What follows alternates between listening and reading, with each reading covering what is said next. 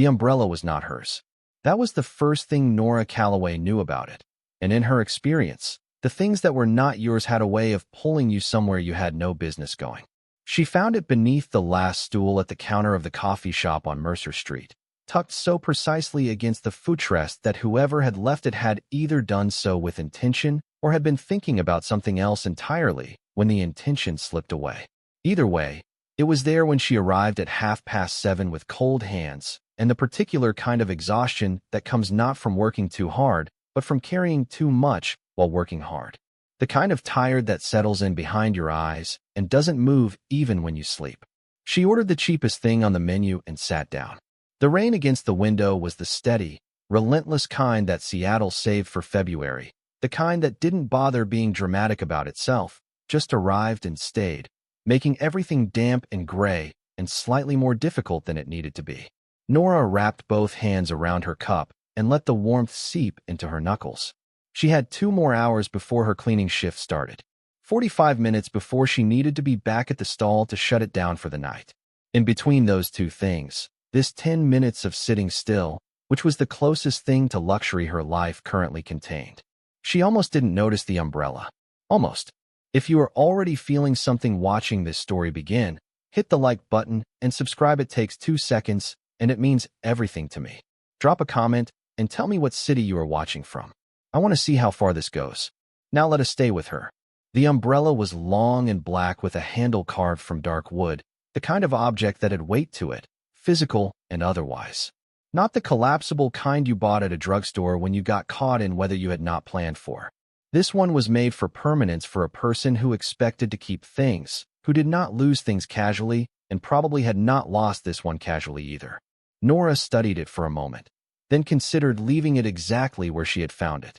The sensible choice would be to let someone else deal with it, the barista, the next customer, the general indifference of a city that absorbed lost objects without blinking. But since had never quite managed to overrule the part of her that could not let things simply dissolve into the world unclaimed. She picked it up. There was a business card tucked into a slim interior pocket, the kind of detail that suggested the owner was either meticulous or accustomed to losing things and had planned accordingly. The card was heavy stock, matte black, with nothing on it except a name and a number. No company, no title, no address, just D. Cavalli. And below that, 10 digits. Nora turned the card over. Blank on the back. She tucked the umbrella beside her bag and went back to her coffee. She intended to call during her break the next morning. Then a delivery arrived late, and the break disappeared. Then Lily needed collecting from school because the bus route had been suspended, and she had forgotten to tell Nora until she was already at the market setting up.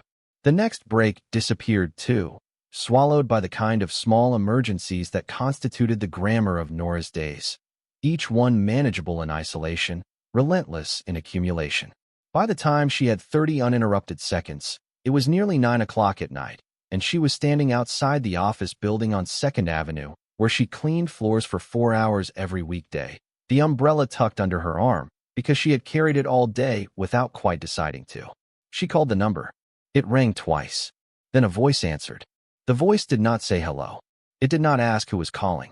It simply said, in a tone that suggested it had no particular interest in pleasantries, but would tolerate them if necessary, yes. Nora blinked. I am sorry to bother you. My name is Nora Calloway. I found an umbrella at the coffee shop on Mercer Street last evening. There was a card inside with this number. I believe it belongs to you. A pause. Not long, perhaps 3 seconds.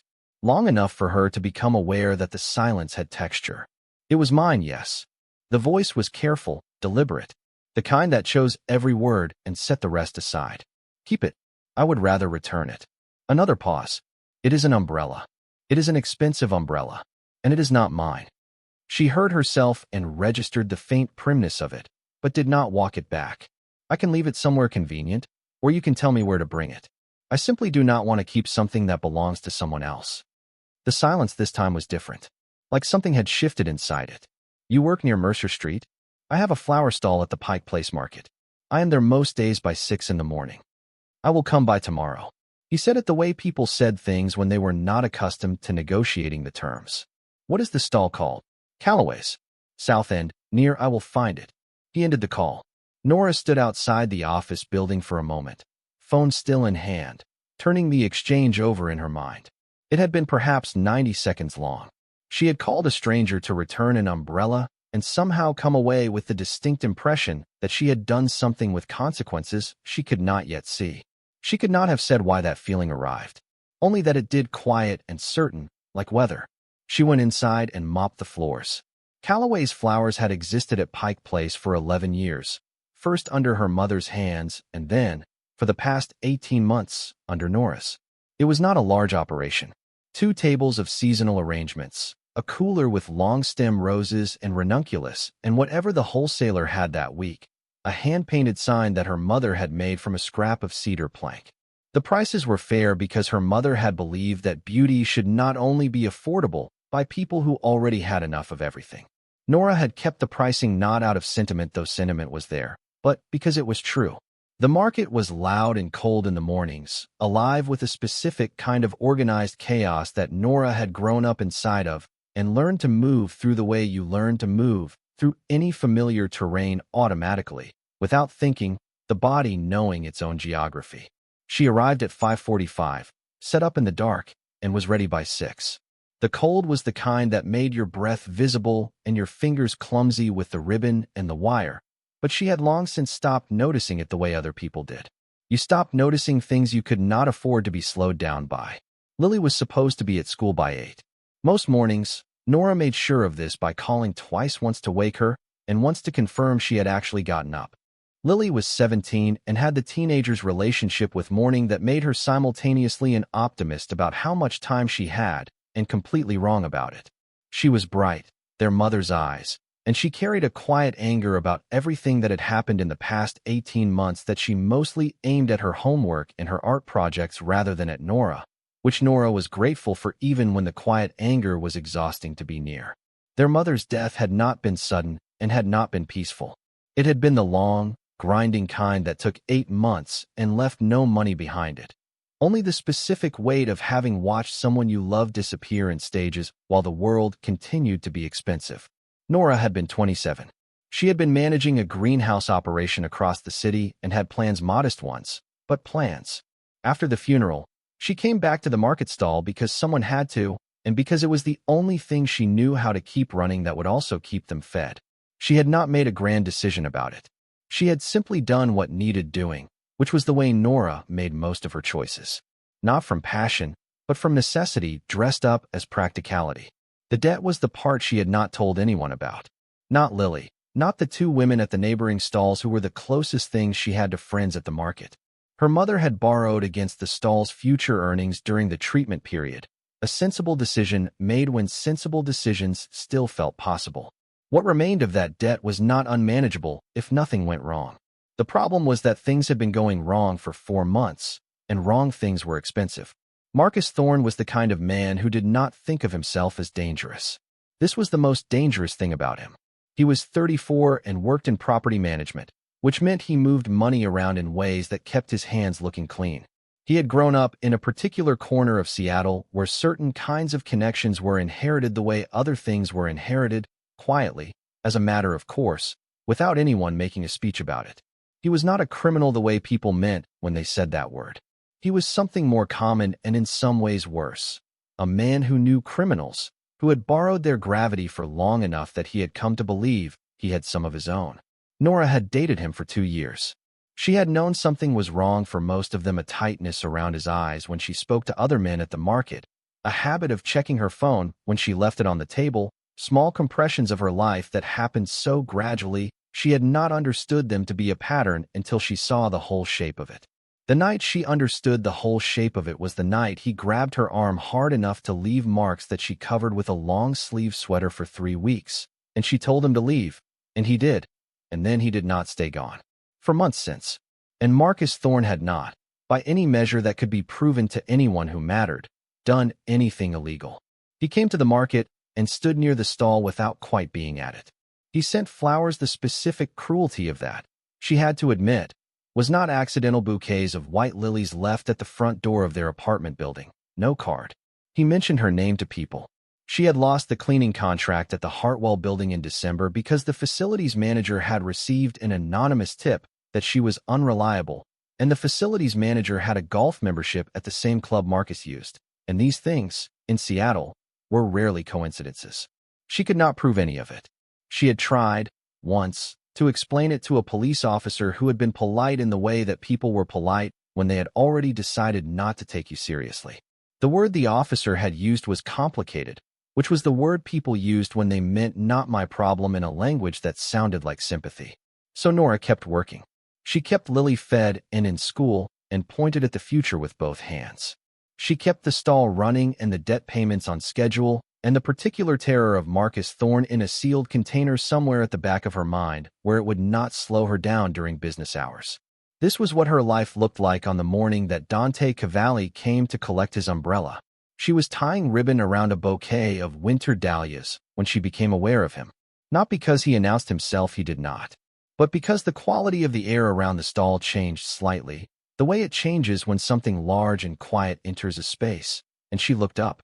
He was taller than she had imagined from the voice, which had not given her much to go on. Dark coat, charcoal wool, the kind of coat that told you something about a person without trying to. Dark hair, sharp jaw, the face of a man who had been handsome at 30 and had grown into something more formidable than handsome since.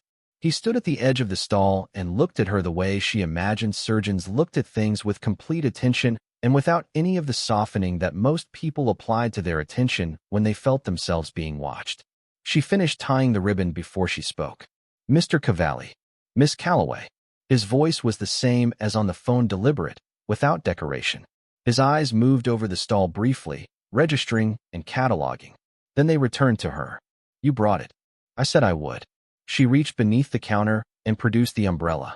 He took it without ceremony, and she noted that he checked the interior pocket. The business card was still there, which it was, because she had replaced it before leaving the apartment that morning. He seemed to note this too. "Thank you," he said. "It was no trouble." She went back to the dahlias. There were 3 more bouquets to finish before the 10 o'clock rush. She expected him to leave. Most people, having retrieved what they came for, left. Dante Cavalli did not leave. He stood at the edge of the stall and watched her work with the kind of stillness that Nora associated with people who had learned, for one reason or another, to be very good at waiting. "You arranged these yourself?" he said. It was not a question. "The arrangements, yes. I sourced from 3 wholesalers and 1 grower out towards Snoqualmie Pass for the specialty varieties. They're good." She glanced at him. "Thank you. I'm not being polite. I'm making an observation." His eyes were very dark, and they were doing that cataloging thing again, moving over the dahlias, the roses in the cooler, the hand-painted cedar sign. "My sister spends a significant amount on flowers every month. I have been telling her to come to this market for 2 years. I did not know this stall was here." "We are easy to miss," Nora said. "We don't advertise." "Why not?"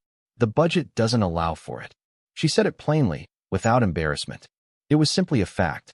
Word of mouth has kept us running for 11 years. He was quiet for a moment. She could feel him still watching her, and it was a strange kind of watching, not invasive, not the way Marcus watched her, not the assessing, possessive kind that made her want to put her back to a wall. This was different. This was the kind of watching that seemed interested in what it was actually seeing rather than in what it wanted to see. She was about to say something purely to fill the space when she heard the footsteps. She knew them. She had learned them the way you learn the sound of a particular kind of weather involuntarily, the body ahead of the mind. Her hands stilled on the dahlia ribbon for just a fraction of a second before she made them continue.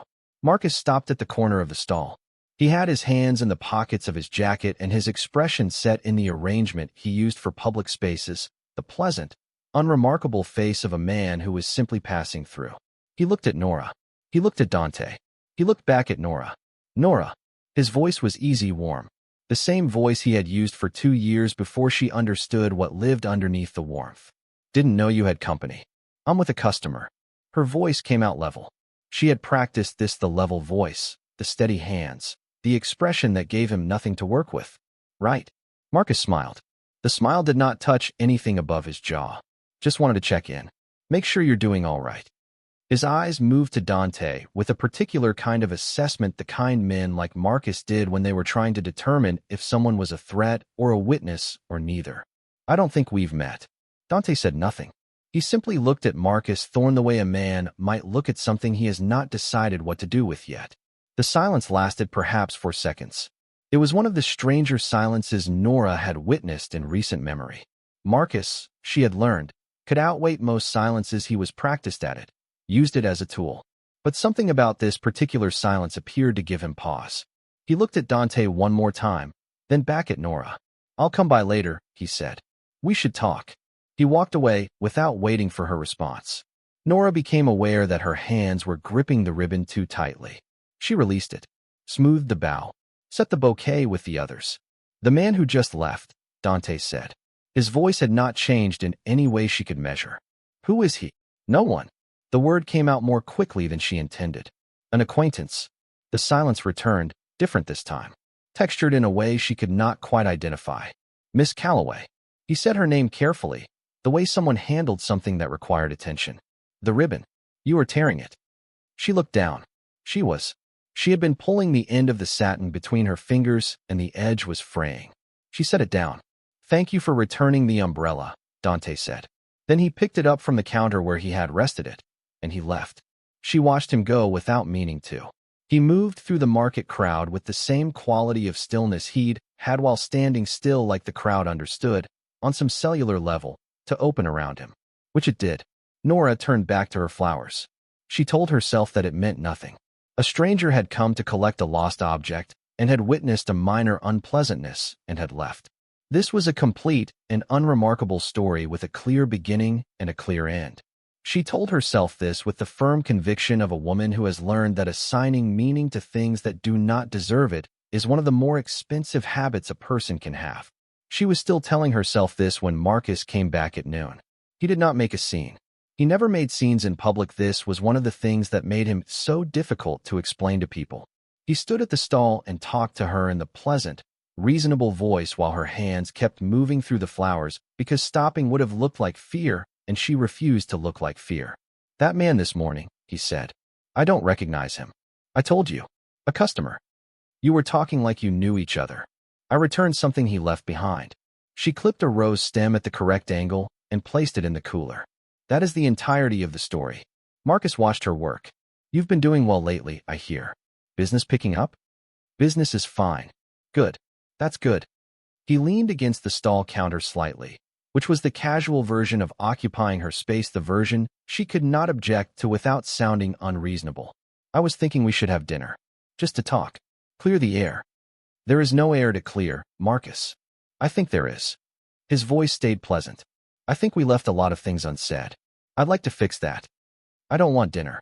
She finally looked at him, because not looking was its own kind of surrender. "I want you to stop coming here." Something moved in his expression, brief and gone, but she knew what it was. She had cataloged it over 2 years of study. The slight compression around the eyes, the chin that lifted a millimeter, the temperature drop in a face that maintained its surface temperature precisely. "I am allowed to be at the market, Nora. It's a public place." "I know." She turned back to the flowers. "Goodbye, Marcus." He stayed for another minute. She felt this the way you felt certain kinds of weather, not by looking at it, but by the pressure it put on the air around you. Then he left, and she exhaled so quietly she barely heard herself do it. The afternoon was busy, which was a mercy. Busy meant her hands had things to do, and her mind had less room to run its loops. She sold 2 large centerpiece arrangements to a woman planning a dinner party, 3 separate birthday bouquets, and enough mixed stems to a young man who was clearly in trouble with someone he cared about that she hoped, for his sake, the flowers were enough. At 3 o'clock there was a lull, and she allowed herself to think. The rational analysis was simple. Marcus was escalating. Not dramatically, he never did anything dramatically, but incrementally, which was in some ways worse, because incremental escalation was designed to make you doubt your own perception. Was it really escalating? Was it really a problem? Maybe it was just him being persistent. Maybe she was being too sensitive. She knew this was the mechanism. She had known it for 4 months. Knowing the mechanism did not make you immune to it. What scared her most was not Marcus himself, though he scared her enough. What scared her was the edges of his world, the people he knew, the ones she had glimpsed over 2 years of being close to him. She had never met them directly, but she knew their names from overheard conversations, and she had done enough searching to understand that they were not the kind of people who accepted inconvenience quietly. If Marcus decided she was worth the inconvenience of more serious measures, if he decided that inconveniencing her into compliance was preferable to whatever he was currently doing, she had very little standing between her and that decision. She had Lily. That was the whole calculation. Every choice she made ran through that variable first. She was still thinking through this when her phone buzzed. The number was the same one she had called the night before. She stared at it for a moment, then answered. Miss Calloway. His voice was exactly as she remembered it. Careful, deliberate, stripped of unnecessary information. I have a question. She leaned back against the cooler. All right. The arrangement you have in the front left, the tall one with the white flowers and the dark branches. What variety are the white ones? She blinked, turned to look at the arrangement he was describing, which meant he was either describing it from memory or he was looking at it. She scanned the market and did not immediately see him. Lisianthus, she said. The branches are contorted filbert. Why? My sister is getting married in April. She has been arguing with her florist about centerpieces for 3 months. Those, he said, and something shifted almost imperceptibly in his voice, perhaps a quarter degree of warmth, which she suspected was the equivalent of another person becoming effusive, are the right answer. Nora looked at the arrangement. Her mother had designed that combination, and Nora had kept it in the rotation because it was the kind of arrangement that made people stop walking and look elegant without being precious, structural without being cold. She had always been proud of it without ever saying so. I could put together a sample centerpiece for your sister to look at, Nora said. If she wants to come by, I can show her a range of options for an April palette. She'll come by tomorrow. A beat. If that works. That works. Tell her to ask for me. She will know who to ask for, he said.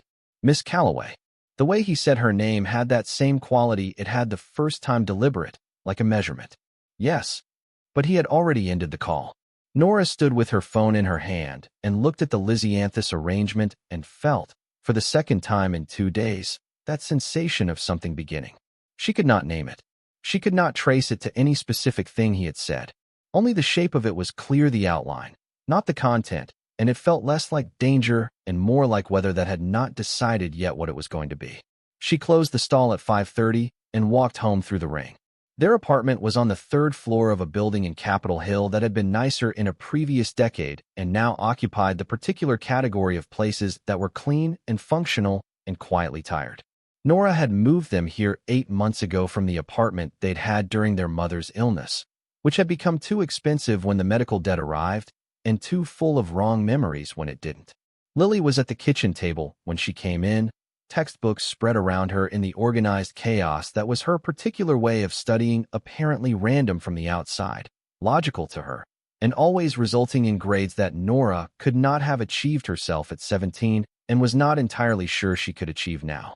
Lily looked up when Nora came in and did the quick, practiced assessment that teenagers performed on parents and older siblings, the one that was looking for signs of how the day had gone, whether this was a household that needed careful handling tonight. Nora had learned to smooth her face before she came through the door. Most nights she managed it. There is rice from last night, Lily said, and I made soup. It is not as good as yours. It will be fine. Nora hung up her coat and bag and came into the kitchen. The soup was vegetable, from whatever Lily had found in the refrigerator, and it smelled better than Lily's disclaimer had prepared her for. They ate together at the small table, the way they had eaten together most nights for 18 months. Lily talked about school, a group project, a teacher who had explained something badly, a friend's situation that required commentary. Nora listened and asked questions at the right intervals. This was the part of her day she was most careful about, this hour, this table, this version of normal that she maintained for Lily with the same discipline she maintained everything else. It was only when Lily had gone to her room that Nora sat with the quiet and let herself be tired. She thought about Dante Cavalli's voice on the phone, asking about Lisianthus. It was such a small, specific, unexpected thing.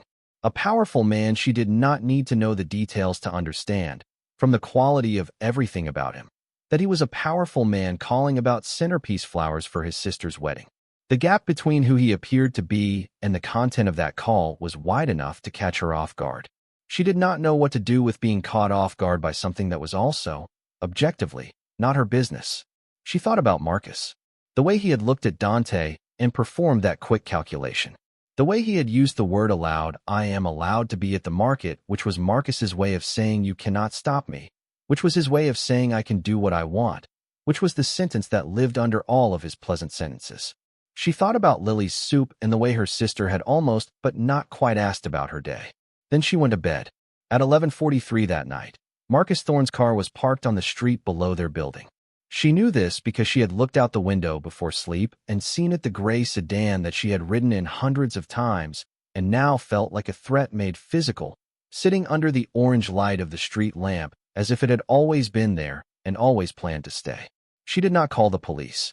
She had done that once, in October, when he had stood outside her apartment door for 40 minutes. The responding officer had explained that standing in a hallway was not illegal, that unless she had a restraining order, which, the officer had pointed out, required a pattern of documented behavior, which she was in the process of trying to establish, which took time, there was not a great deal they could do. She had thanked the officer and closed the door and stood in her kitchen for 10 minutes processing the specific helplessness of a system that required you to be hurt badly enough to qualify for protection. She did not get a restraining order because getting one required Marcus to know she had gotten one, and she was not certain what he would do with that information, and uncertainty about Marcus was always the more dangerous condition. She checked the lock on the front door. She checked the window latches. She went back to bed and lay in the dark and did the math that she always did in the dark, the numbers, the timeline, the distance between where things were and where they needed to be. If she could keep the stall profitable through spring, she could pay down the debt to a point where the interest stopped compounding. If Lily got the scholarship she had applied for, the savings from one semester of tuition could go toward first and last month's rent somewhere else. If Marcus stayed predictable and he had not, lately, been entirely predictable, she had enough room to keep moving. If she fell asleep with the words still turning. In the morning, Dante Cavalli's sister arrived at the stall at 8:15. She was nothing like what Nora had constructed from the shape of her brother, though she was not sure, after the fact, why she had constructed anything at all. Elena Cavalli was perhaps 5 years younger than Dante, with the same dark eyes, but an entirely different relationship with the world. She moved warmly, where he moved with precision. She smiled easily and often, where he seemed to deploy expression the way you deployed resources thoughtfully and with a clear understanding of cost. You are Nora, Elena said, less as a question and more as a confirmation of something she was glad to have confirmed. My brother described you. Did he? Nora wasn't entirely certain what to make of that. Would you like to look at the arrangement I mentioned? Elena looked at the Lisianthus arrangement with the contorted filbert branches for a long moment. Her expression underwent several changes, the way expressions did when the thing you were looking at was the answer to a question you had been asking for a while. My florist, Elena said, has been trying to sell me peonies and eucalyptus for 3 months. I have nothing against peonies and eucalyptus. But this, she gestured at the arrangement the way you gestured at something that had just articulated something you didn't have language for, this is the wedding I'm actually trying to have. What is the venue? Nora asked. She was already doing the mental calculations, size of space, number of tables, likely height requirements, April light conditions. They talked for 20 minutes. Elena was specific about what she loved and honest about what she didn't, which made her an ideal client and also simply a person who was pleasant to talk to.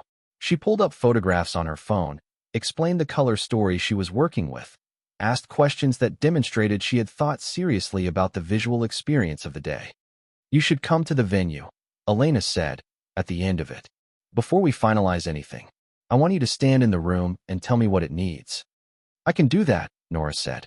We can schedule something next week. Elena looked at her for a moment, a different kind of looking than her brother's, warmer, more searching in an interpersonal direction. Can I ask how you know Dante? He does not send people here casually. He does not do anything casually. He left his umbrella in a coffee shop, Nora said. I returned it. Elena blinked.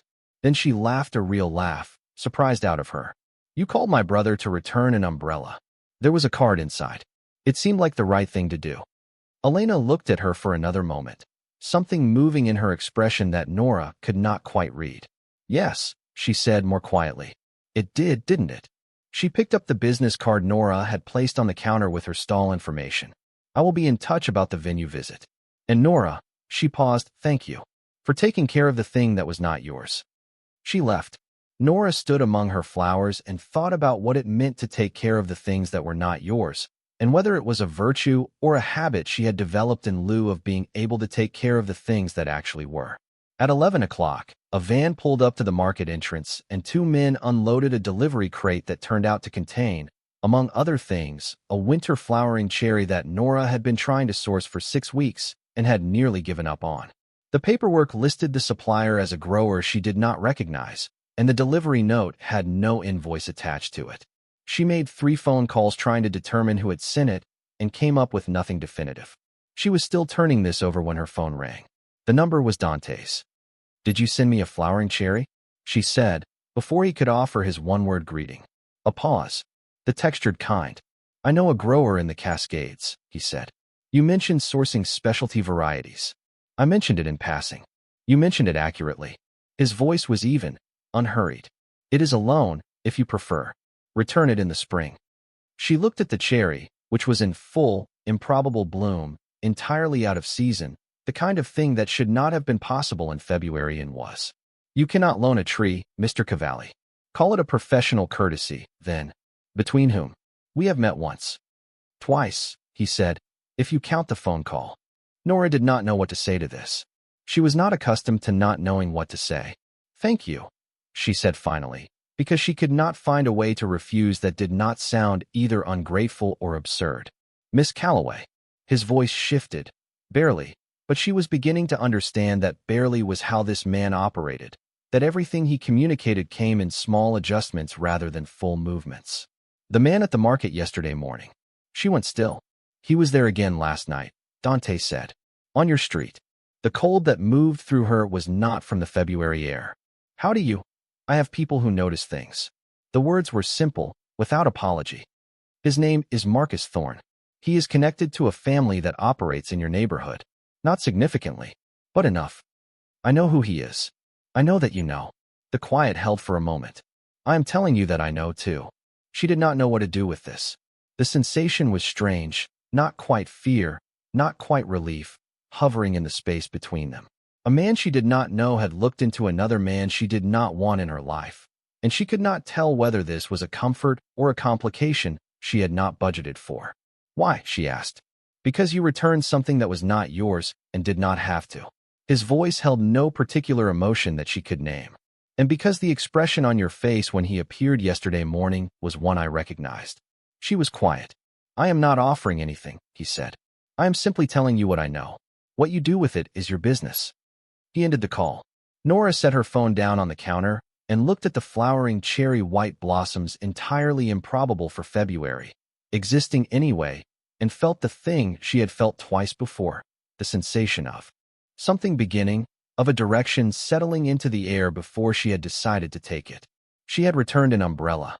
She had called a number on a card because she could not keep something that was not hers, because she had been built, by her mother and by circumstance and by the shape of her own character, to do the right thing even when it was inconvenient, even when the right thing led somewhere complicated and unknown.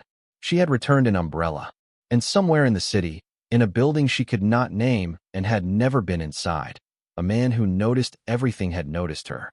She was not sure yet whether to be afraid of this or to hold it close.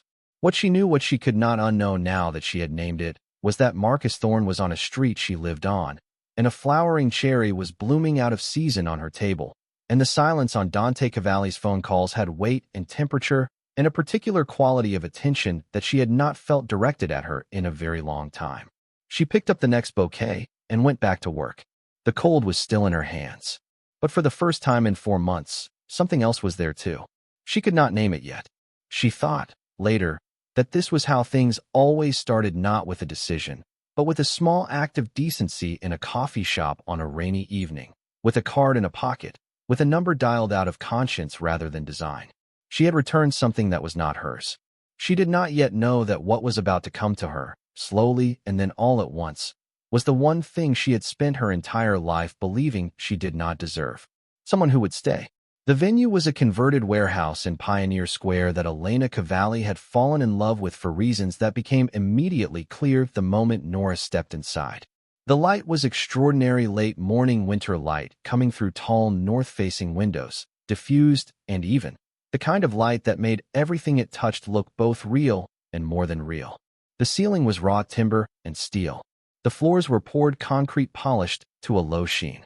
The space had the quality of something that had been used honestly for a long time and bore the marks of it without apology. Nora stood in the center of it and turned slowly.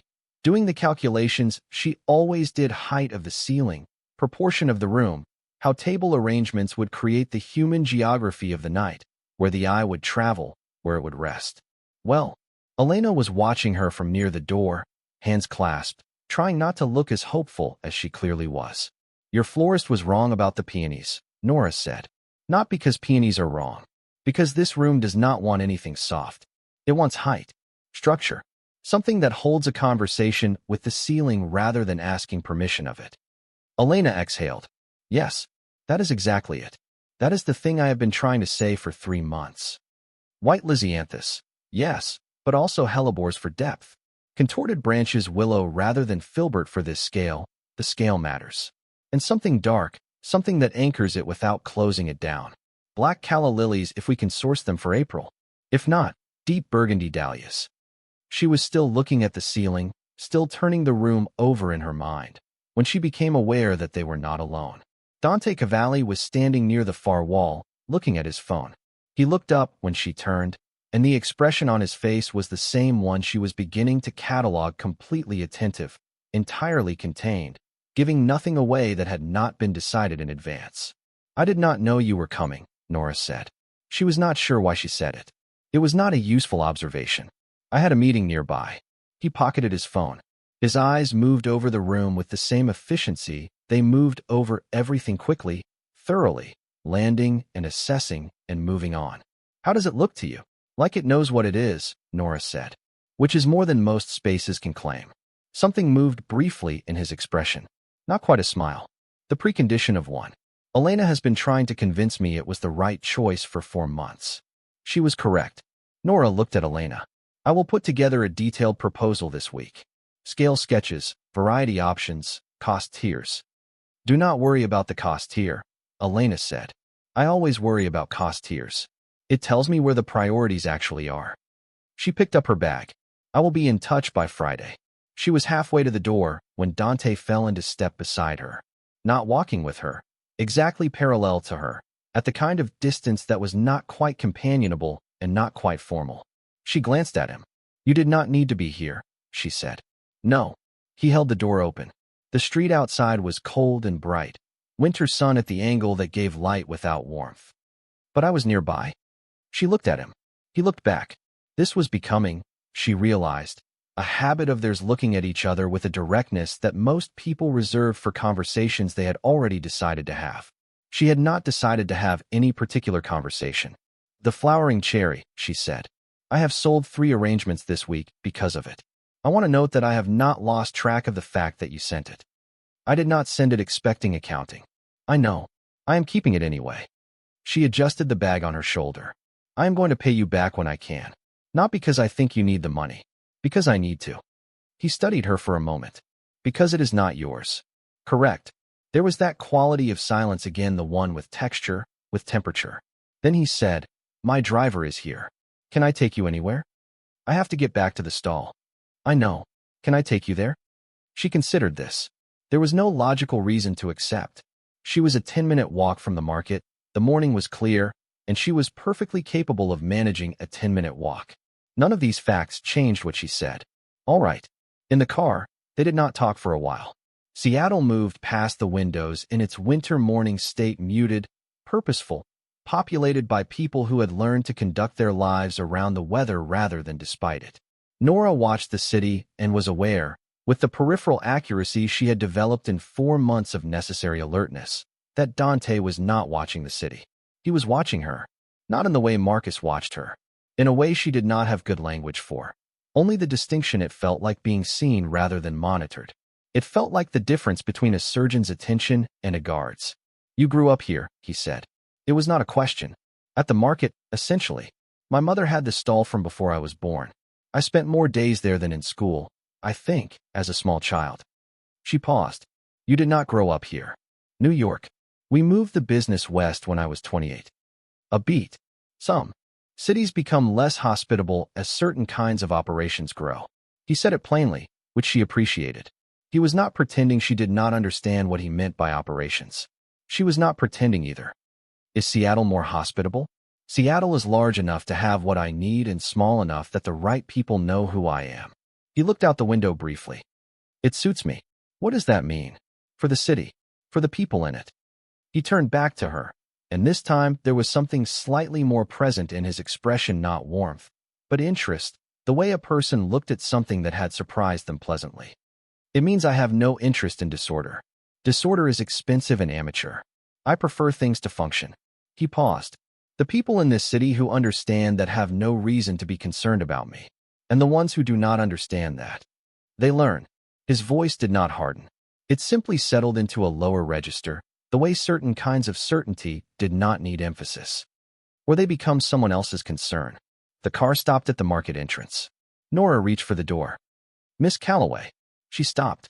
His voice had that quality again, the fractional shift, the thing that was barely inflection but was unmistakably intention. "Marcus Thorne was at the school on Clement Street on Tuesday afternoon. Your sister attends that school." The cold moved through her instantly. He did not speak to her, Dante said. He stood near the entrance. She walked past him and did not appear to recognize him. Nora's hand was on the door handle. She made herself breathe the same disciplined breath she used at the stall when the cold made her hands clumsy. Just a tool for maintaining function. "You have people watching the school. I have people watching the relevant geography."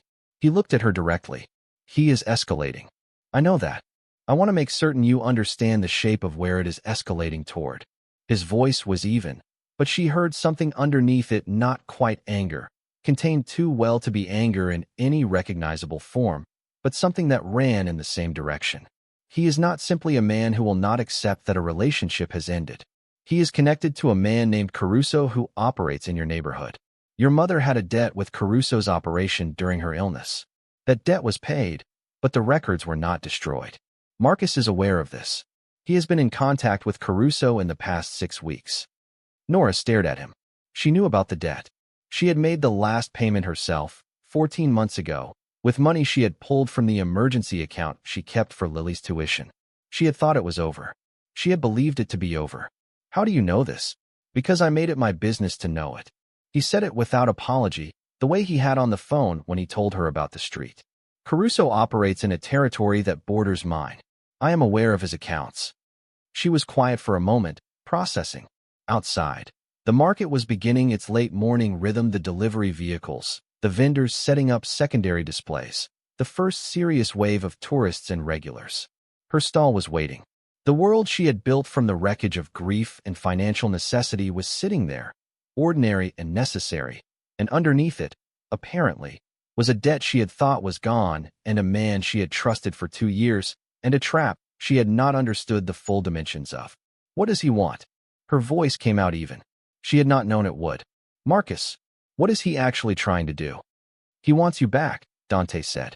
"Or he wants to make certain that if he cannot have you, you cannot have anything else." He paused. "Some men define ownership very specifically." She pushed the car door open and stepped out into the cold. "Miss Calloway." She turned back. His face, in the frame of the open car door, was still and attentive and impossible to read except for one thing, the thing she had been trying to name since the coffee shop on Mercer Street, and which she now understood was not interest in an abstract sense, but something more specific, concern, very carefully held, from a man who was not accustomed to feeling it. "Be careful today," he said. She closed the door. She was back at her stall in 4 minutes. She tied ribbon around a bouquet of hellebores with hands that only shook for the first 30 seconds. If you are as deep into this story as I am right now, make sure you are subscribed and have notifications turned on. I upload new stories every week, and you do not want to miss what is coming. Your support is the reason I keep going. Now, back to them. What happened next, Nora did not witness directly. She learned the shape of it afterward, in pieces, the way you learn the shape of things that happened in the part of the world that operated outside your sight line. Caruso's operation in the Capitol Hill neighborhood had a manager, a man called Reyes, who ran 3 buildings and collected on a rotation that Caruso had established 15 years ago and had never had reason to revise.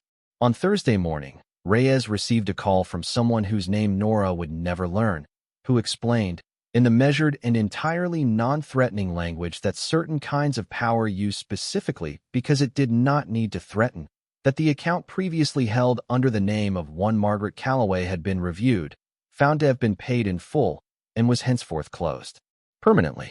The records, the caller mentioned, had been confirmed accurate and would not be revisited. Reyes did not argue. People who dealt with Caruso understood, as a matter of professional survival, which operations intersected with larger ones, and which intersections were not worth the cost of friction. By Friday afternoon, Marcus Thorne's access to the leverage he had been quietly assembling was gone. He did not know why. He suspected because he was not unintelligent, only unscrupulous that someone had moved in a direction he had not anticipated. He did not know who. The geography of it would not have pointed him anywhere specific, because nothing specific had been done. Only a phone call. Only a quiet word between people who operated in adjacent territories and understood the protocol of adjacency. Marcus came to the market on Friday evening. Nora saw him approaching and set her hands carefully on the counter and did not let them move. He stood at the stall for a moment without speaking, looking at her with an expression she had learned to dread, not the pleasant face he used for public spaces, not the calculation, but the stripped-down version that appeared when he had stopped pretending at pleasantness and had not yet decided what to replace it with. Something changed, he said. I do not know what you mean. Yes, you do. His voice was quiet, controlled, the control of someone who was angry underneath it and had. Cities become less hospitable as certain kinds of operations grow. He said it plainly, which she appreciated. He was not pretending she did not understand what he meant by operations. She was not pretending either. Is Seattle more hospitable? Seattle is large enough to have what I need and small enough that the right people know who I am. He looked out the window briefly. It suits me. What does that mean? For the city, for the people in it. He turned back to her, and this time there was something slightly more present in his expression, not warmth, but interest, the way a person looked at something that had surprised them pleasantly.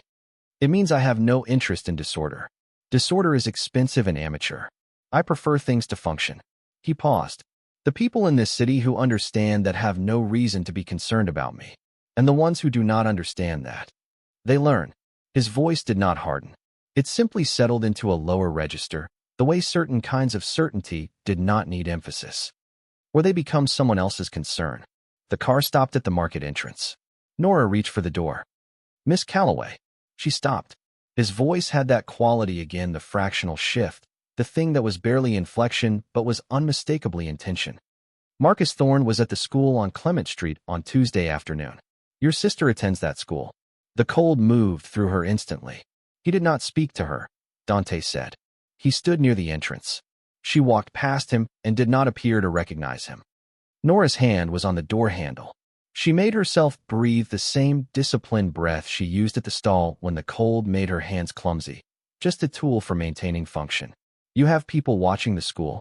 I have people watching the relevant geography. He looked at her directly. He is escalating. I know that. I want to make certain you understand the shape of where it is escalating toward. His voice was even, but she heard something underneath it, not quite anger, contained too well to be anger in any recognizable form, but something that ran in the same direction. He is not simply a man who will not accept that a relationship has ended. He is connected to a man named Caruso who operates in your neighborhood. Your mother had a debt with Caruso's operation during her illness. That debt was paid, but the records were not destroyed. Marcus is aware of this. He has been in contact with Caruso in the past 6 weeks. Nora stared at him. She knew about the debt. She had made the last payment herself, 14 months ago, with money she had pulled from the emergency account she kept for Lily's tuition. She had thought it was over. She had believed it to be over. How do you know this? Because I made it my business to know it. He said it without apology, the way he had on the phone when he told her about the street. Caruso operates in a territory that borders mine. I am aware of his accounts. She was quiet for a moment, processing. Outside, The market was beginning its late morning rhythm, the delivery vehicles, the vendors setting up secondary displays, the first serious wave of tourists and regulars. Her stall was waiting. The world she had built from the wreckage of grief and financial necessity was sitting there, ordinary and necessary, and underneath it, apparently, was a debt she had thought was gone, and a man she had trusted for 2 years, and a trap she had not understood the full dimensions of. What does he want? Her voice came out even. She had not known it would. Marcus, what is he actually trying to do? He wants you back, Dante said. Or he wants to make certain that if he cannot have you, you cannot have anything else. He paused. Some men define ownership very specifically. She pushed the car door open and stepped out into the cold. Miss Calloway. She turned back. His face, in the frame of the open car door, was still and attentive and impossible to read except for one thing, the thing she had been trying to name since the coffee shop on Mercer Street, and which she now understood was not interest in an abstract sense, but something more specific, concern, very carefully held, from a man who was not accustomed to feeling it. Be careful today, he said. She closed the door. She was back at her stall in 4 minutes. She tied ribbon around a bouquet of hellebores with hands that only shook for the first 30 seconds. If you are as deep into this story as I am right now, make sure you are subscribed and have notifications turned on. I upload new stories every week, and you do not want to miss what is coming. Your support is the reason I keep going.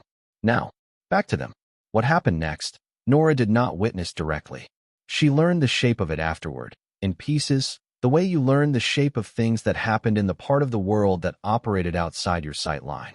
Caruso's operation in the Capitol Hill neighborhood had a manager, a man called Reyes, who ran 3 buildings and collected on a rotation that Caruso had established 15 years ago and had never had reason to revise. On Thursday morning, Reyes received a call from someone whose name Nora would never learn, who explained, in the measured and entirely non-threatening language that certain kinds of power used specifically because it did not need to threaten, that the account previously held under the name of one Margaret Calloway had been reviewed, found to have been paid in full, and was henceforth closed. Permanently. The records, the caller mentioned, had been confirmed accurate and would not be revisited. Reyes did not argue. People who dealt with Caruso understood, as a matter of professional survival, which operations intersected with larger ones, and which intersections were not worth the cost of friction. By Friday afternoon, Marcus Thorne's access to the leverage he had been quietly assembling was gone. He did not know why. He suspected because he was not unintelligent, only unscrupulous, that someone had moved in a direction he had not anticipated. He did not know who. The geography of it would not have pointed him anywhere specific, because nothing specific had been done. Only a phone call. Only a quiet word between people who operated in adjacent territories and understood the protocol of adjacency. Marcus came to the market on Friday evening.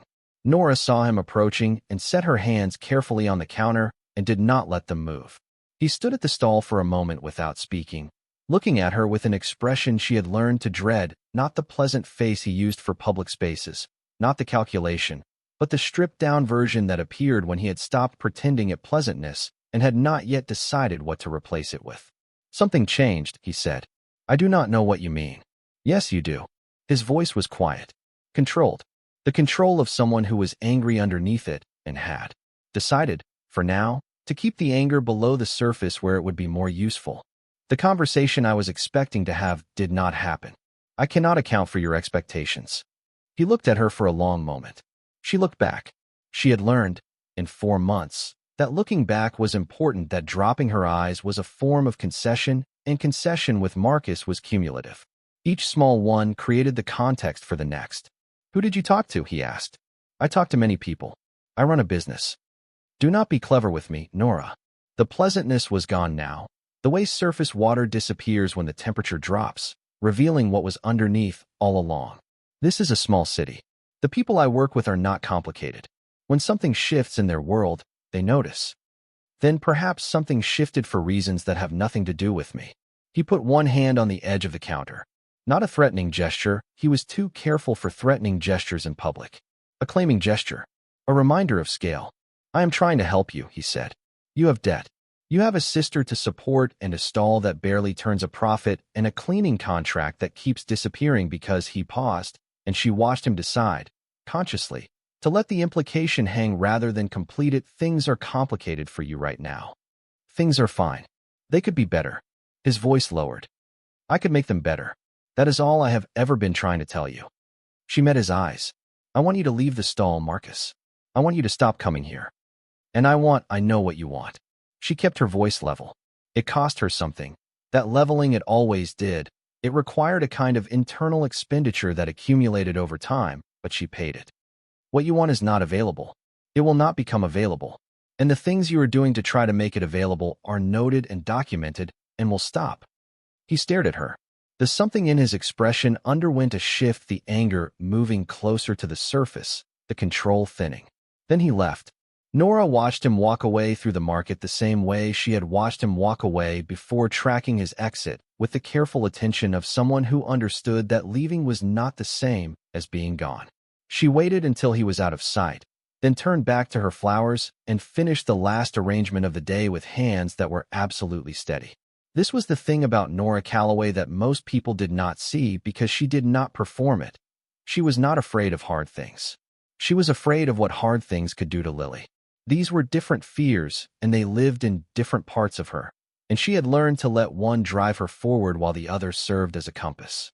She closed the stall at 5:30 and called Lily to confirm she was home and safe, and Lily answered with the mild impatience of a 17-year-old who found these calls loving but slightly excessive, and Nora said she would be home by 7, and she was. Dante Cavalli, at that same hour, was in a building on Fifth Avenue in a room with 4 men who worked for him and one who worked for someone adjacent to him. And he was concluding a meeting that had taken 40 minutes and resolved 3 separate operational matters with the kind of efficiency that his people had come to expect from him, and that had, over the years, become the primary quality he was known for among the people who knew him in his professional capacity. When the room was empty, he stood at the window for a while. The city below had its usual evening disposition, the lights coming on, the traffic finding its patterns, the water in the distance flat and dark and constant. He thought about a woman who had called to return an umbrella because she could not keep something that was not hers. He thought about the flinch he had seen, barely perceptible, controlled to near invisibility, but there when Marcus Thorne had put his hand on the edge of the stall counter. He thought about what it meant to build a life with that kind of careful control, with those kinds of daily expenditures of nerve and steadiness, for the sake of someone you loved who did not know the full extent of what you were managing. He had known people who kept things from those they loved in order to protect them. He was one of them. He understood the particular loneliness of that keeping the way protection, when it was comprehensive enough, became a form of isolation. He picked up his phone and called a man named Ferretti, who managed his intelligence operations in the Pacific Northwest with the thoroughness and discretion that Dante required from everyone in his organization. Calloway's stall at the Pike Place market, Dante said, and the building on Capitol Hill where she lives. I want eyes on both, consistent, starting tomorrow morning. For how long? Ferretti asked. Dante looked at the city. Until further notice. And Thorne, I want to know everything he does. Every person he speaks to. Every call. He paused. He is not to be approached. Not yet. Understood. He ended the call. He did not examine the decision closely. He had learned, over years of operating in the space between order and chaos, that the decisions that required the most examination were usually the ones you already knew the answer to. This one was clear. A man was using proximity and accumulated leverage to dismantle the life of a woman who was holding that life together through sheer force of disciplined endurance, and she was doing it alone, and she did not need to do it alone, and Dante had the means to change the geometry of it.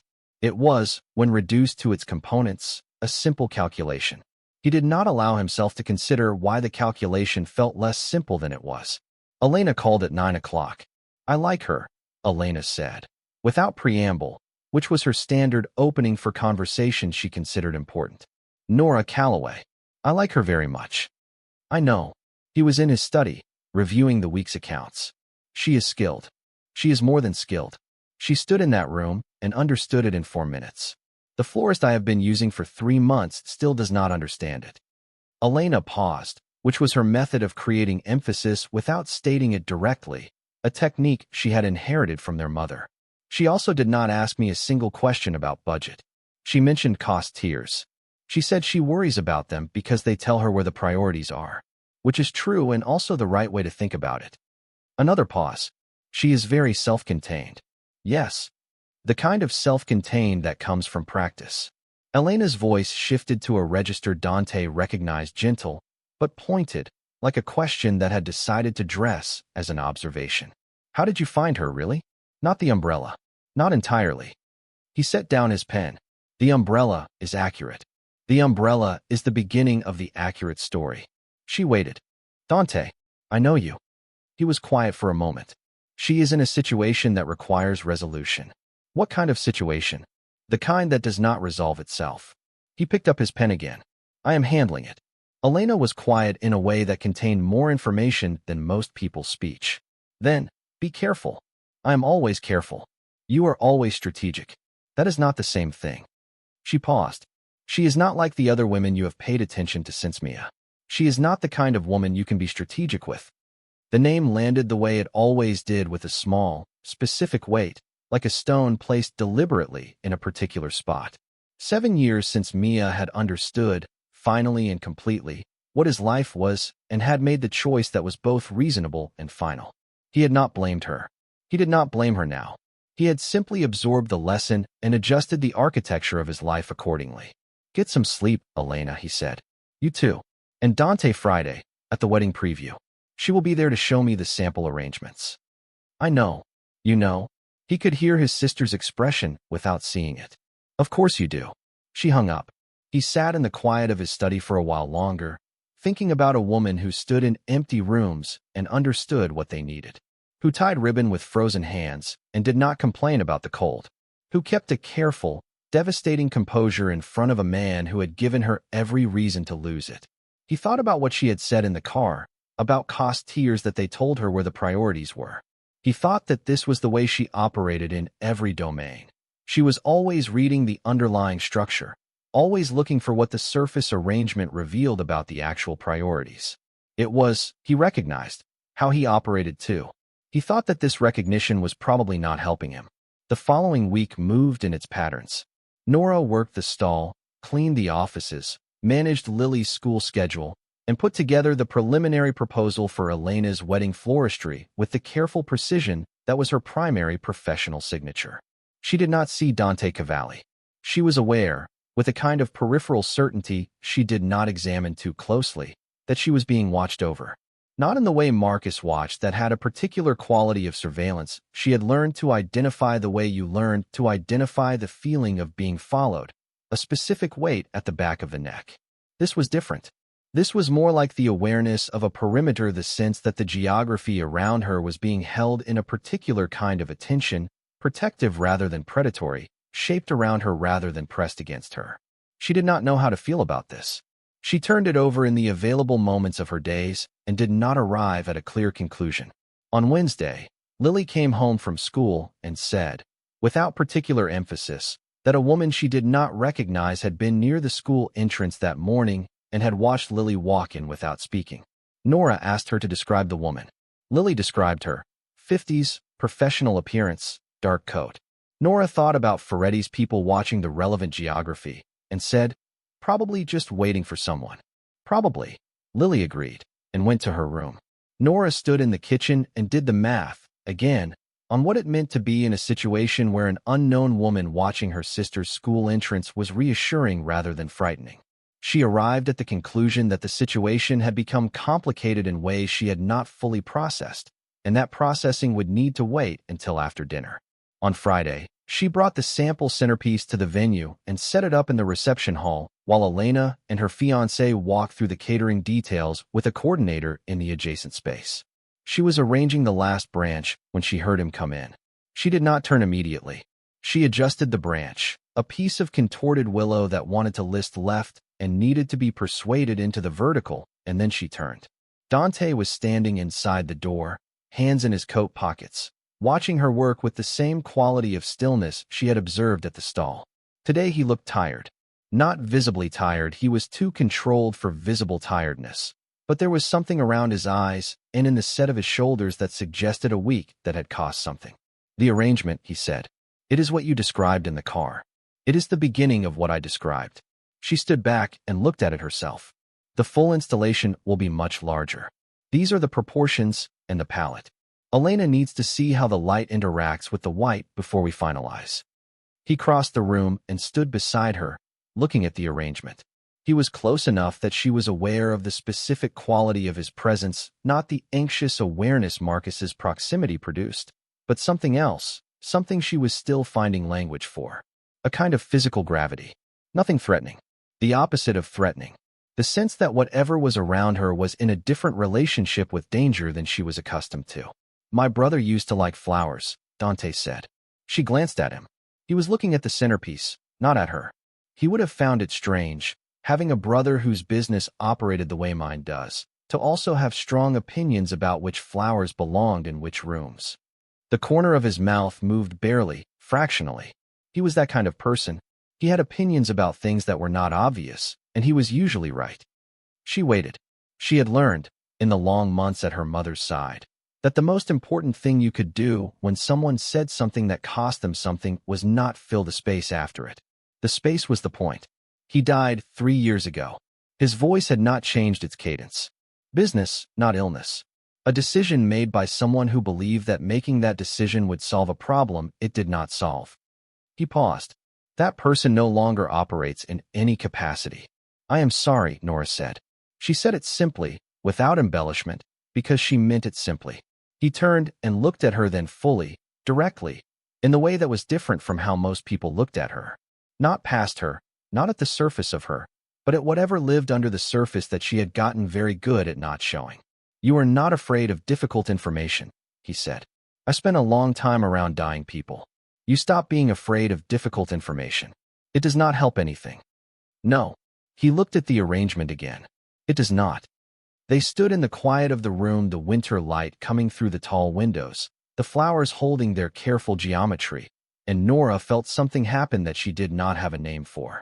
Not a decision, not an event, something more like a settling, the way a room settles after everyone who was trying too hard has finally gone home. The quality of the air between them changed, became less the air between two people negotiating an interaction and more the air between two people simply existing in the same space, which was a smaller and more significant distinction than it sounded. Marcus was at the stall again Friday, she said. She did not know why she said it, only that it felt like the honest thing to put into the space rather than nothing. I know. You know about that, too. Yes. He did not explain the mechanisms. She had stopped expecting him to. He said something had changed. He did not know what. She looked at the willow branch. I think you changed something. A pause. Would that be a problem for you? She thought about it honestly. She thought about the weight of the debt she had carried for 14 months and the weight of the 4 months since Marcus, and the specific exhaustion of fighting a battle you could not name to anyone who could help you, and what it meant to have someone step into the geography of that battle without being asked and begin, quietly, to change its terrain. No, she said. It is not a problem. He nodded. One small precise movement. Elena appeared at the door with her fiancé, and the moment, whatever it had been, whatever was still becoming absorbed itself back into the ordinary flow of the afternoon. But it had happened. Nora carried it home with her the way you carried things that needed consideration in quieter conditions than a reception hall in Pioneer Square. She turned it over on the walk to the market and on the bus to Capitol Hill and in the kitchen while she made dinner. The conversation about his brother. The quality of the silence after it. The word that had arrived in her mind while she stood in that light with those flowers, which was the same word she had been refusing to use since the flowering cherry had arrived out of season in February. Safe. Not safe in the sense of comfort. She had never particularly needed comfort, or had needed it and had learned not to require it, which amounted to the same practical outcome. Safe in the sense of the perimeter she could feel but not see. Safe in the sense of someone who noticed things and did something about them. Not for visibility, not for credit, but because the geometry was wrong and he had the ability to correct it. She had not felt safe in 4 months. She was not certain she had felt it much before that either. After dinner, after Lily was at her desk with her books arranged in their particular logic, Nora sat at the kitchen table with the proposal documents for Elena's wedding and did not look at them. She thought about the things Dante Cavalli had said and the things he had not said, and the gap between them, which was where the actual information lived. She thought about what it meant that a man who operated the way he operated had put his people at her sister's school and his attention on the records of a debt she had thought was buried, and his time into a conversation about flowers in a room where she was certain the conversation had been about something else entirely. She thought about his brother, the way he had said it not as confession, not as bid for sympathy, but as a statement of fact offered to someone he had decided could receive facts without requiring them to be softened. She did not know what this was. She was self-aware enough to understand that not knowing what something was did not make it less real. Her phone rang. "Dante." She answered. "I want to tell you something," he said, without the usual pause, "so that you are not surprised by it." "All right. I spoke with Caruso today." She went very still. "He will not be re-engaging with any account connected to your family, now or in the future." The conversation was brief and clear, and there is no ambiguity about where it ended. Another pause shorter than usual, more deliberate. Thorne has been aware of this development as of this evening. He will understand, when he has thought about it, that the territory around you has changed. And what does that mean? Practically, it means that the leverage he was building is gone. It means that what he does next will no longer have infrastructure to support it. He will not stop simply because the infrastructure is gone. No. His voice was steady, unsurprised. He will not stop immediately. But what he does next will be without support, and what he does without support is a different kind of problem than what he does with it. She absorbed this. "You are telling me it gets worse before it gets better. I am telling you that the shape of the problem has changed, and that I am aware of this, and that I am paying attention." She looked at the kitchen window, her reflection against the dark, the apartment building across the street with its lit windows, the ordinary quiet of Capitol Hill at 9 on a Wednesday. Dante. It was the first time she had used his name without the formal address, and she noted this the way she noted most things, carefully, without making a production of it. "What are you doing?" A silence. The longest one he had given her. "Something I should have started sooner," he said. "Go to sleep, Nora. Keep Lily close tomorrow." She did not sleep well, but she slept. Thursday came and went without Marcus. Friday came and went without him. Nora kept Lily close, walked her to school, arranged for Lily to go directly to a friend's house afterward, picked her up at 8. Lily accepted these arrangements with the quiet radar of someone who understood that something was happening without being told the shape of it. She asked no direct questions. She helped with the dishes after dinner and talked about a painting she was working on for her portfolio. And this was its own form of grace, the ability to hold the ordinary carefully alongside the difficult, to not let one consume the other. On Saturday morning, Nora arrived at the stall and found Marcus waiting. He was not at the stall, he was 20 feet away, at the edge of the market entrance, with the particular stillness of someone who had decided that today was the day for a different kind of conversation. She saw him before he moved. She had learned to see him first. He came to her. "I have been thinking," he said, "about what I want to say to you." "I have heard what you want to say." "Not this."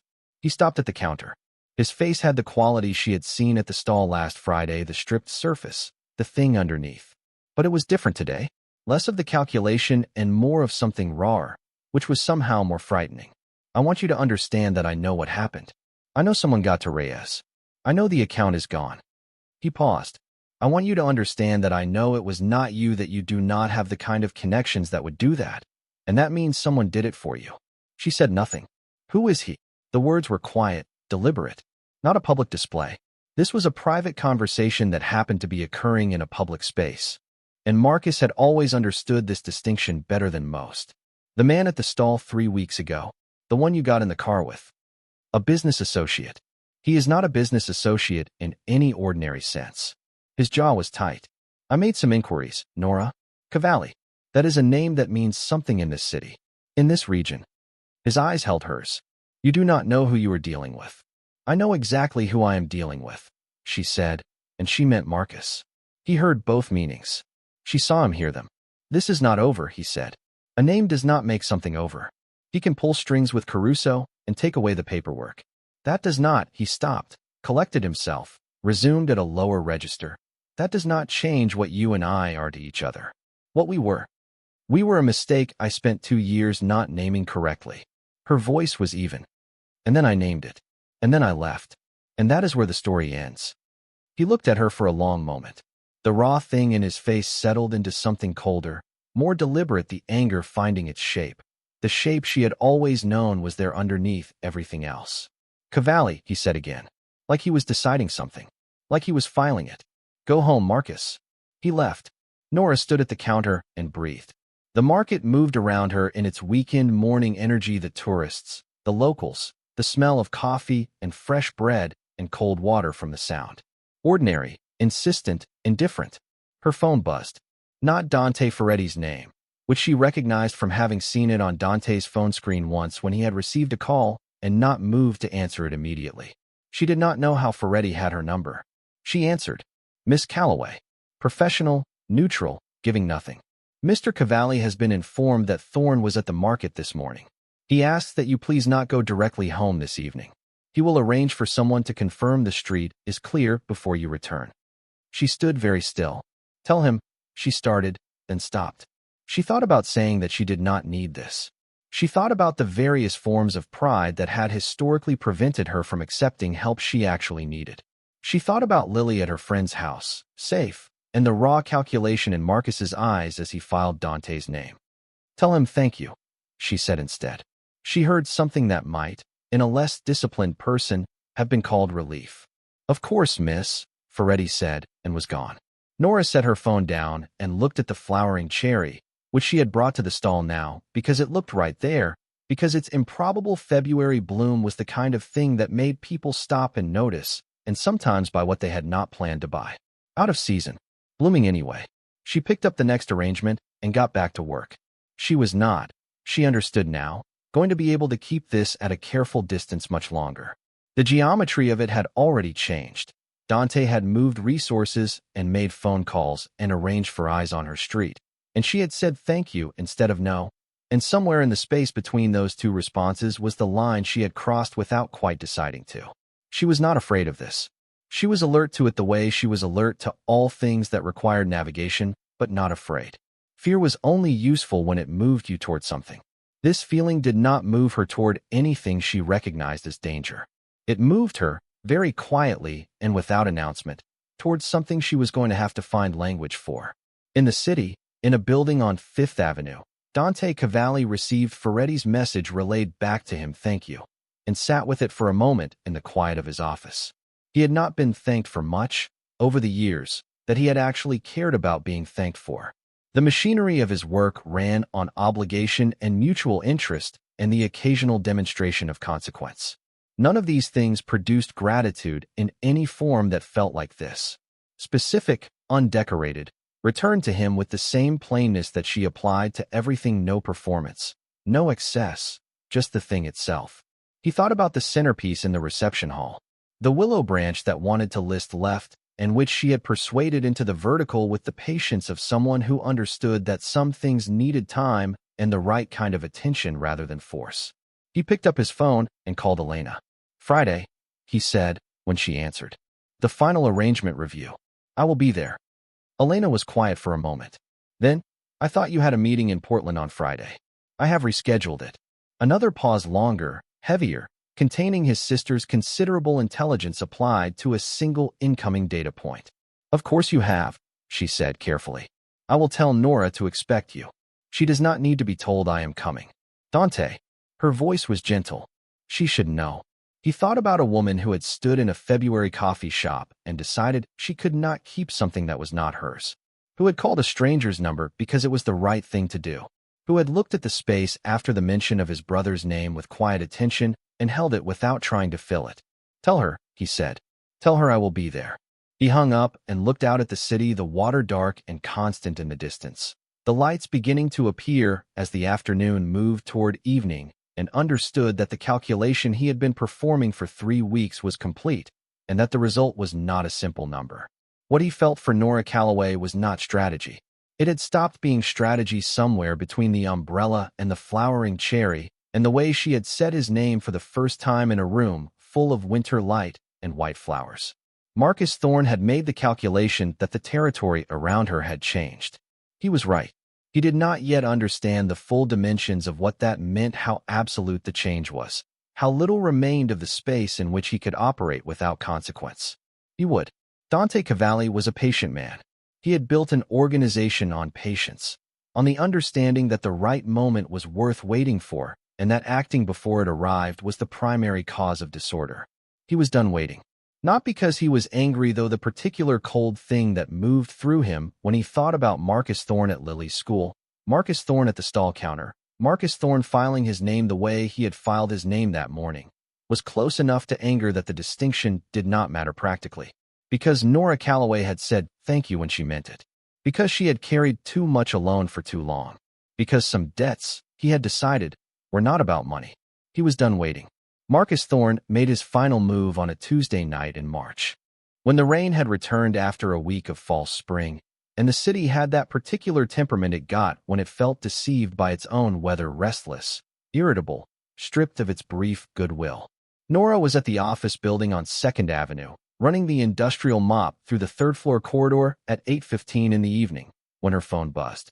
Not a call, a text from the building manager of their apartment on Capitol Hill, a woman named Greta who communicated in short declarative sentences and never texted without reason. Your sister is with me. She is fine. She did not want to worry you. Nora read it twice. Then she called. Greta answered on the first ring and explained, in the careful voice of someone who had been thinking about how to do this since the moment it happened, that a man had entered the building 2 hours ago. He had used a key, an old one, clearly, from the period before the locks were changed, except the locks had not been changed when Nora moved in because she had intended to have it done and had not yet found the money for it. And this was the gap Marcus had walked through. He had let himself into the corridor outside their apartment and knocked. Lily had looked through the peephole and had not opened the door. She had waited, very quietly, until she heard him leave, and then she had gone directly to Greta's apartment on the ground floor. She had not called Nora because, Greta said with a care that Nora understood was also a form of translation, she did not want you to be frightened on your way home alone. Nora stood in the corridor on the 3rd floor of the office building with the mop handle in her hand and the phone against her ear and breathed through the thing that moved through her, which was not fear exactly, because fear was what she felt about what might happen, and this had already happened, and what she felt about things that had already happened was different, colder, more precise. The specific grief of understanding that she had not been enough of a barrier between Lily and the thing she had been trying to keep Lily from. She finished the conversation with Greta. She finished her shift because walking out mid-shift would cost her the contract, and she could not afford to cost herself the contract. She did it with the same disciplined steadiness she applied to everything, hands moving through the motions while her mind held the calculation Lily was safe. Greta was with her. The building entrance was locked. Marcus was gone. At 10:15, she stepped outside into the rain. She called Dante. She had not planned to. She had planned to call a locksmith, then take a cab to Capitol Hill, then handle whatever needed handling in whatever order it needed handling. She had not planned to call him, but she was standing on the wet sidewalk on 2nd Avenue, and the phone was in her hand, and she called him before she had made a decision about it. He answered on the 2nd ring. Nora. Just her name. Just that. The same quality of attention she had learned to recognize, now carrying something additional, something that said he already knew the relevant geography had shifted. Marcus was in my building tonight, she said. He used a key I should have changed months ago. My sister is safe. She is with my neighbor. She paused. I wanted you to know. A silence. Very short. Then, where are you? She told him. Stay there, he said. Someone will come. She wanted to say she did not need someone to come. The words did not arrive in time before he had already ended the call, and she stood on the sidewalk in the rain and waited because she understood this about herself. Clearly, and without drama, she had run out of the particular energy that refusing help required. The car arrived in 11 minutes. Not Dante, a man she had not seen before, quiet and professional, who held the door and drove her to Capitol Hill without speaking and waited until she was inside the building before leaving. Lily was in Greta's apartment, cross-legged on the sofa, eating soup that Greta had made, with the elaborate casualness of a teenager who wanted very much to not have caused a problem. When Nora came in, Lily looked at her once, then looked at the soup. I did not want to scare you, Lily said. I know. Nora sat beside her. She put one arm around Lily's shoulders and held on not the brief, practical contact they usually managed because neither of them were naturally demonstrative, and both had learned that in their household demonstrations of feeling were a form of expenditure, but actually held on, and felt Lily lean into it.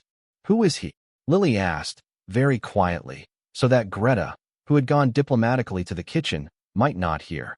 Someone from before? Someone who was going to stop. Lily was quiet for a moment. You say that like you are certain. I am. She said it with a certainty that surprised her when she heard it come out of her own mouth. But it was real. It was grounded in something specific. And what it was grounded in was not wishful thinking or the kind of hope that was really just exhaustion dressed up. It was grounded in a man who had rescheduled Portland and who had answered on the second ring and who had said someone will come as if the alternative was not a sentence he recognized. She was certain. Dante Cavalli received Ferretti's full report 40 minutes after Nora's call. The report was thorough because Ferretti's reports were always thorough. It included the time of entry, the method, the duration, the girl's movements within the building, her decision to go to the neighbor's apartment rather than call her sister. This last detail, the 17-year-old protecting her older sister from being frightened on a walk home alone, was delivered in Ferretti's neutral professional register.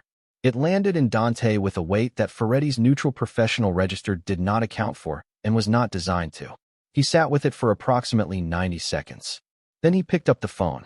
The first call was to a man named Voss who managed relationships with the property networks in the Pacific Northwest, not criminal relationships, the legitimate kind, the ones that operated through permits and licenses and the various forms of official paperwork that structured the movement of money through real estate. Marcus Thorne's professional existence ran through these networks. His income, his reputation, his operational capacity, all of it lived in a system of professional relationships that could, with sufficient leverage applied to the correct points, be made to feel significantly less welcoming. The second call was to a man whose name Dante did not use on phones, whom he reached through a relay and who understood, from the brevity and specificity of what Dante said, exactly what the situation was and what was required. The third call was to Ferretti. Thorne, Dante said, I want him to understand something. Clearly, without ambiguity. He paused. Send Moretti. Moretti was not a man who needed to say much in order to communicate the relevant information. His presence was the communication. He had been with the Cavalli organization for 11 years, and in that time had delivered precisely the kind of clarity that the situation was designed to produce, not violence, not threats that could be reported or described, only the absolute certainty, transmitted through proximity and reputation and the particular quality of attention that men like Moretti carried with them, that the geography had changed irrevocably. Marcus Thorne received this visit on Wednesday morning in the parking garage beneath his office building. The conversation lasted 4 minutes. No one was harmed. No specific words were exchanged that could be called a threat in any language a courtroom would recognize. But Marcus Thorne understood, with a clarity that required no legal interpretation, that Seattle had become a city in which he was operating on borrowed terms, and that those terms had expired. By Thursday, 3 of his professional contacts had become unavailable. By Friday, the property management firm where he worked had received an audit inquiry from a regulatory body that generated, as audits generated, a significant quantity of internal anxiety and a corresponding reduction in everyone's patience for complications. Marcus Thorne represented a complication whose cost had become, suddenly and without obvious explanation, higher than his value. He was not fired. He resigned. He had an uncle in Portland and ties in Tacoma, and the general understanding, which arrived with the same quiet completeness as all the other understandings of the week, that Portland and Tacoma were adequately distant. He left on Saturday morning. Ferretti reported this to Dante at noon. Dante read the report, filed it, and went to the Pike Place market. Nora found out about the apartment incident in its full dimensions not from Dante, but from Lily, who told her 2 days after it happened, on Thursday evening over dinner, in the careful, measured way that Lily had developed for delivering difficult information, the way she had learned from watching her sister do it for 18 months. Nora listened without interrupting. When Lily had finished, she stood, went to the window, and looked out at the street for a while. Lily did not speak. She understood, in the way that people who love each other well understand, that the quiet was necessary and that interrupting it would not help. I should have changed the locks, Nora said finally. Yes, Lily agreed. I should have reminded you. That is not your responsibility. No, but I could have done it anyway. Lily's voice was steady, the same steadiness Nora had spent 17 years watching her sister develop, and which still surprised her sometimes, the extent of it. Nora, I am all right. I was never not all right. I did not open the door. You should not have had to know, but I was not afraid of him. Lily paused. I do not think he will come back. Nora turned to look at her. Why do you say that? Lily considered the question with the seriousness she brought to things she had actually thought about. Because of you, she said. Because you are not the person you were 4 months ago. You were already not afraid of him then. But it was a different kind of not afraid, like you were using energy to maintain it. Now it is just the actual truth. She looked at Nora with their mother's eyes, direct and clear, and asking nothing in return for the directness. Something changed. Not just him. Something about your life changed. Nora sat back down at the table. She thought about how to answer this, whether to answer it. What version of the truth was appropriate for a 17-year-old who was also one of the most perceptive people she had ever known and who would see through any version that was not the actual one. Something changed, she agreed. Lily looked at her for another moment, then went back to her dinner. She did not ask for more than that. This was one of her gifts, knowing when the offered portion was the whole of what was available and accepting it without making the person feel they owed her more. On Saturday morning, Dante came to the stall.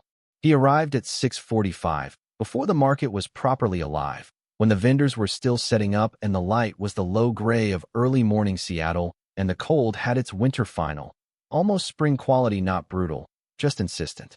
He was carrying 2 coffees from the shop on Mercer Street. Nora was tying ribbon.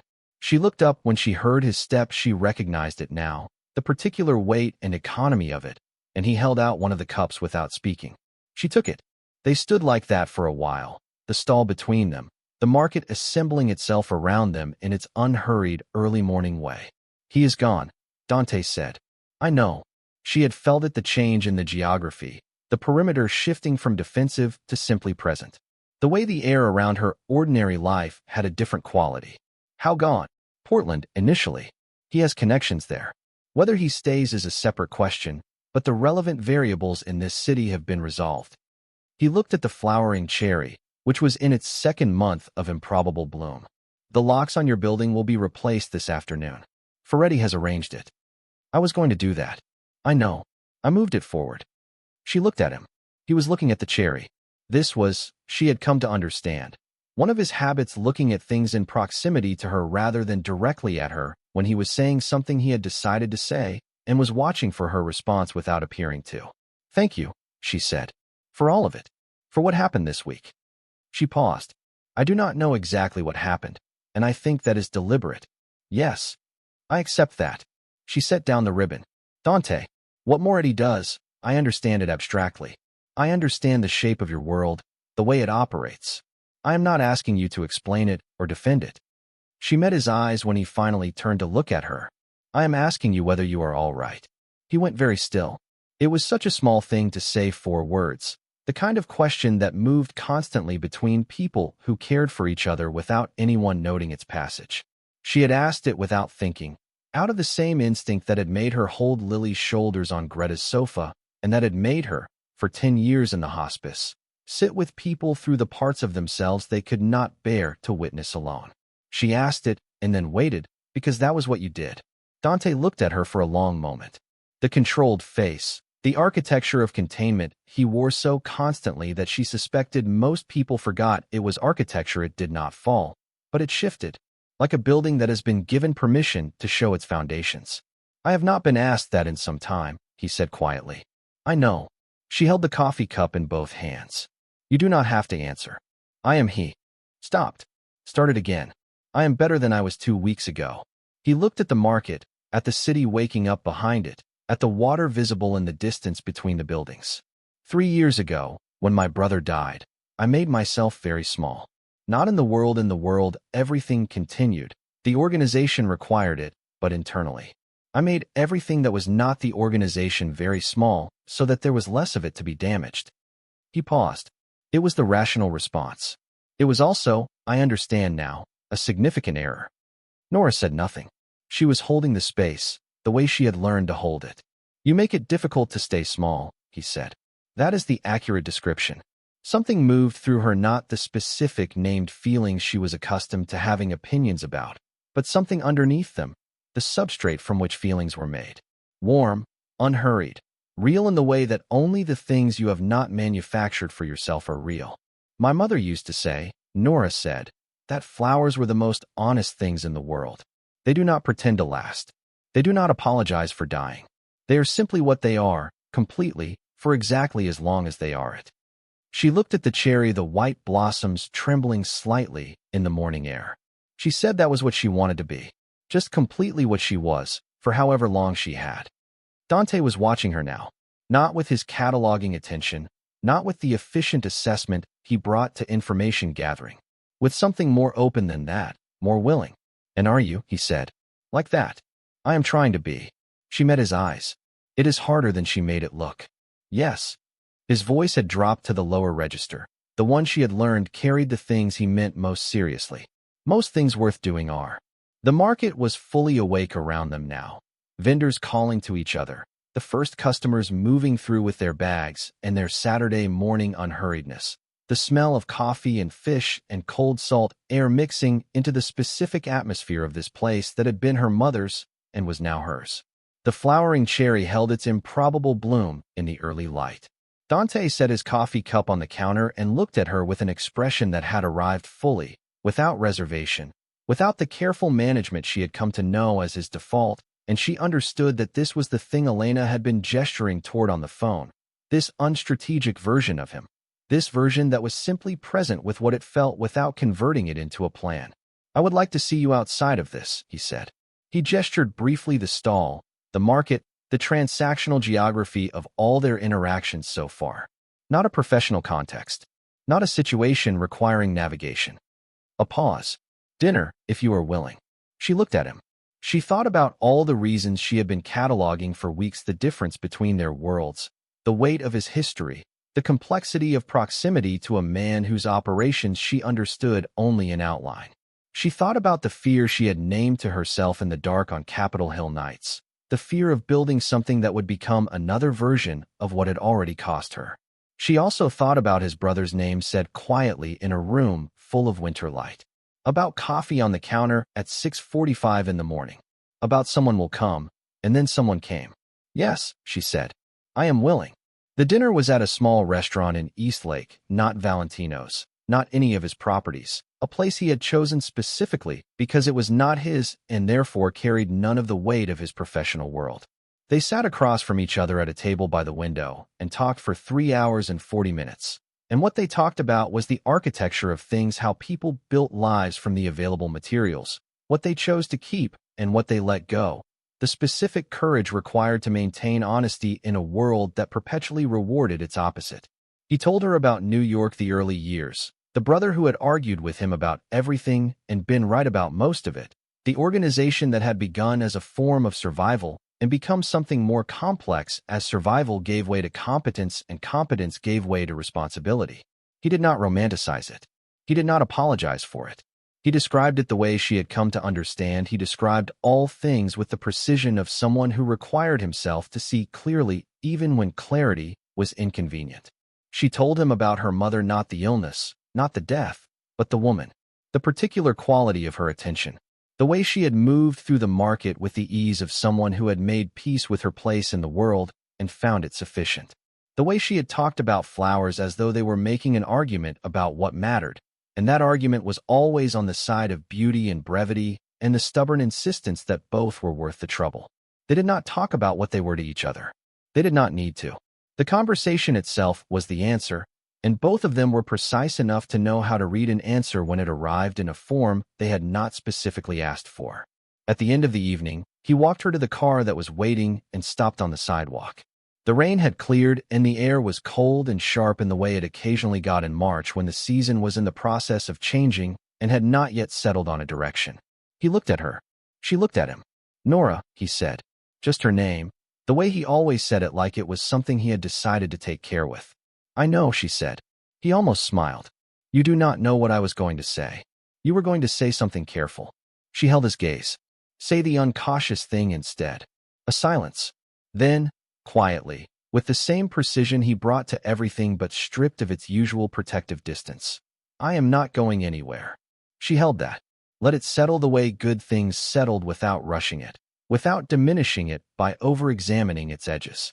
Neither am I, she said. She got in the car. He stood on the sidewalk until the car had turned the corner, which she knew because she looked back, and he was still there, standing in the after-rain air of a Seattle night, watching her go. In the weeks that followed, Lily noticed that her sister came home differently. Not later, not substantially later, but with a quality about her that had changed in a way Lily turned over in her mind for a while before she understood what it was.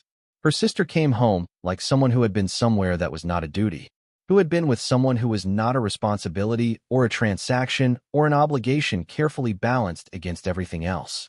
Lily said nothing about this for 2 weeks. Then one morning at breakfast she said, without preamble, "He seems important." Nora looked at her over her coffee. "Who?" "The man you have been having dinner with on Thursdays." Lily spread jam on her toast with the precision of someone who was being careful with a question. "I have not met him. But you are different when you come back." "Different how?" Lily considered this seriously, the way she considered things that mattered. "Less like you are carrying the weight of all possible futures at once," she said finally. "More like you are just here. In this one." Nora sat with this. "He seems important," Lily said again, not as a question this time. "Yes," Nora said. "He is." Lily nodded, satisfied in the way of people who have confirmed something they already knew, and went back to her toast. Spring came properly in April. Elena's wedding took place on a Saturday with enough late afternoon sun to make the light exactly what Nora had described in the empty reception hall in February: extraordinary, diffuse, the kind that made everything it touched look both real and more than real. The centerpieces were tall, structural, white lisianthus and hellebores and contorted willow, and they held their conversation with the ceiling exactly as she had said they would. Dante sat at the family table in a dark suit and did not look across the room at Nora more than twice. She registered this from her position near the floral installation with the same peripheral accuracy she brought to everything. Noted it, noted what it cost him, noted that he had come to his sister's wedding as a man whose attention belonged to his family and who kept to that discipline even when his attention wanted to go somewhere else. After the ceremony, after the photographs, after Elena had cried in the beautiful, messy way of people who have reached the thing they spent a long time reaching for, he crossed the room to where Nora was making a small adjustment to a centerpiece that did not strictly require adjustment. "It is exactly what you said it would be," he said. "I could see it from the beginning." She straightened the last branch. "Sometimes the room tells you what it needs if you are willing to listen." He stood beside her, looking at the installation in the candlelight. The guests moved around them: music, champagne, the particular warmth of 100 people celebrating something that deserved celebrating. "Nora." His voice had that quality, the low register, the one that carried the most weight. "There is something I want to say to you." She turned to face him. "When you called me on Tuesday night," he said, "when you told me what had happened with your sister, something shifted." He held her gaze. "I have not felt responsible for another person's safety, genuinely responsible, not as an operational matter, but as a personal one, since my brother died. I had convinced myself I preferred it that way, that the absence of that feeling was a form of protection." He paused. "I was wrong about that." The candlelight moved across his face, and she could see all of it, the precision, the control, and underneath both of them, the thing that had been building since the coffee shop on Mercer Street, since the business card, and the flowering cherry, and the willow branch that wanted to list left and was persuaded otherwise. "I know you are careful," he said. "I know you have good reasons to be careful. I am not asking you to stop being careful." He reached over and took her hand, not a claiming gesture, not the way Marcus had claimed the counter, but the way you took something you wanted to hold without taking it from itself. "I am asking you to consider that careful and alone are not the same thing." She looked at their hands, looked at his face. She thought about returning the umbrella, about the instinct that had made her dial the number, not because she needed anything, not because she was looking for anything, but because it was the right thing to do, and she had been built, by her mother and by the shape of her own character, to do the right thing regardless of where it led. It had led here. "I have been alone for a long time," she said. "I know. It is a habit. It will not go away immediately just because I want it to. I know that too." His hand was steady around hers. "I am patient." She had observed this about him.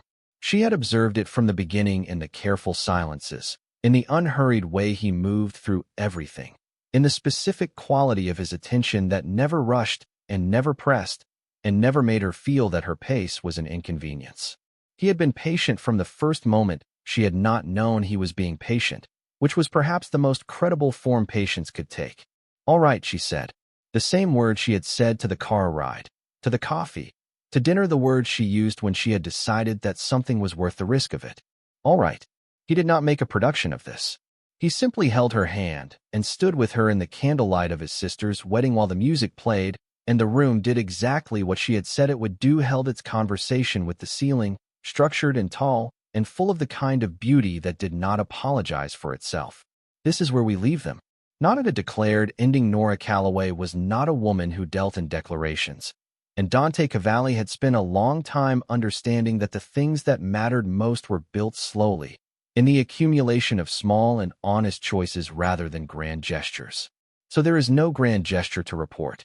Only this: the locks on the apartment building were changed, and Lily was safe, and the debt that had hung over a woman's life for 14 months was gone, and a stall at Pike Place Market that had belonged to a woman who believed beauty was worth the trouble was doing the best business it had done in 11 years.